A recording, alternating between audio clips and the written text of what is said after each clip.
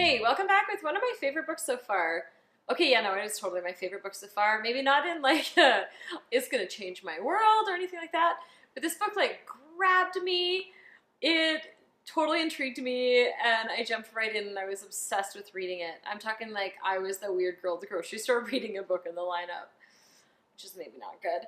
But man alive, did I love this book and read it fast. So, Elon Musk by Ashlee Vance. So, from what I understand, it's the only book that he's actually been a part of. So he did all the footnotes in the book, which was really fun.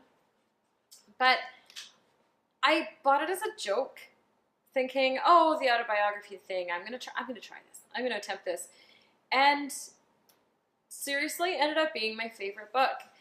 And I think it's because people see him as kind of crazy and insane, and I see a little bit of that crazy inside myself, and I've always kind of felt like this odd duck in my own world. And this book allowed me to be like, no, it's good. It's good. Stick with my plans, my dreams, my goals, and that doesn't make me a bad person. But a few things that I really loved was page 211.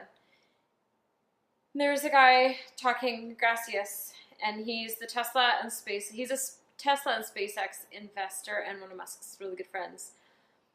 And he talks about a time in Elon Musk's life where he lost a child, his ex-wife was trying to destroy him, his work was in chaos. And he writes, "He has the ability to work harder and endure more stress than anyone I've ever met," Gracia said.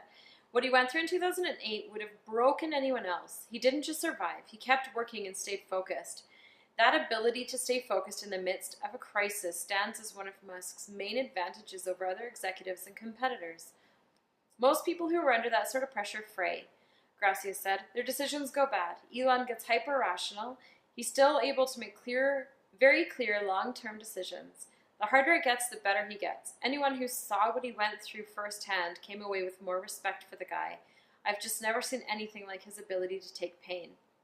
And that's something I've been told a lot in my life due to my past and everything that I've been through, that I'm so resilient and I deal so well with my hurt and my pain, and it's always made me almost feel broken in a weird way that I deal with it so well, or odd or disconnected or something. And so it was I don't know if it was comforting to see myself in someone else, to be like, okay, someone else actually can totally thrive on pain and stress like I did.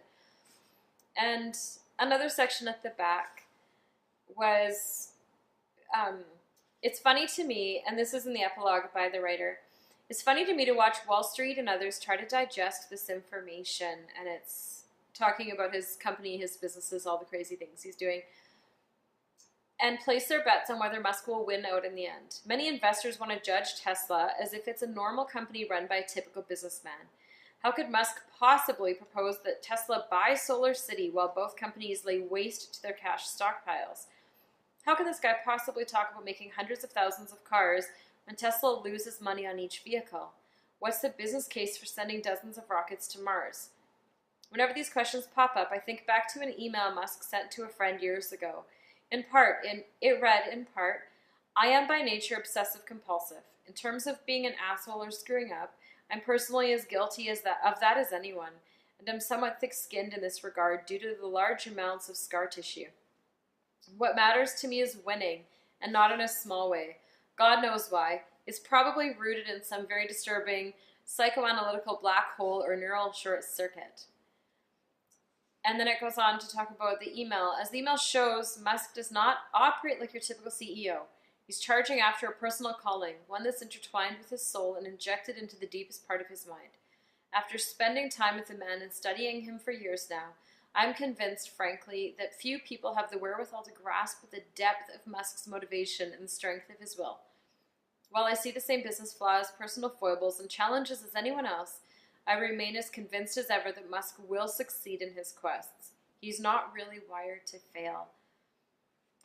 So as someone who has giant goals, I have this personal dream of helping people heal and turn into these complete gut rock stars that run phenomenal businesses and overcome all the trauma of their past and just live the life we're supposed to live and don't allow things to hold us back. And it's such an integral part of who I am that no matter what I'm doing, no matter how sick I am, no matter how hard life is, I'm constantly striving and pushing and pushing and pushing to be able to help more people and do more with my story and with my life. And so, yeah, this book, who knew? Who knew I'd end up with a crush on Elon Musk? So thank you so much for checking this one out. I can't wait to tell you about the next one. Totally different direction, but it was also really good. Talk to you guys soon.